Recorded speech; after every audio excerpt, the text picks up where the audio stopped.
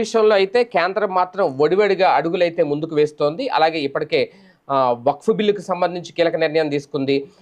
ఇలాంటి నేపథ్యంలో త్వరలో అంటే 2028లోనే జమిలీ ఎన్నికలు రాబోతున్నాయి అంటూ ఒక ప్రచారం జరుగుతున్న నేపథ్యంలో అది నిజమే అన్నట్టుగా కూడా కేంద్రం చర్యలున్నాయి. మొన్న భారతీయ జనతా పార్టీ జాతీయ అధ్యక్షుడు నడ్డా కూడా మొత్తం అన్ని రాష్ట్రాలకు సంబంధించి కీలక నేతలతో సమావేశమయ్యారు.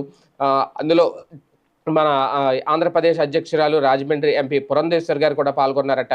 ఈ నేపథ్యంలో భారతీయ జనతా పార్టీ దశ దిశ విజన్ ఏంటి అనే దాని మీద చెబుతూ అలాగే ఈ జమిలీ ఎన్నికలకు సంబంధించి అవగాహన కల్పించాలి మొత్తం ప్రజలందరికీ కూడా. జమిలీ ఎన్నికలు అంటే ఒకే దేశం ఒకే ఎన్నిక అనే నినాదం అదే కాన్సెప్ట్లో భారతీయ జనతా పార్టీ ముందుకు వెళ్తున్న నేపథ్యంలో దానివల్ల కలిగే లాభాలు ఏంటి, ప్రయోజనాలు ఏంటి అనే వివరించే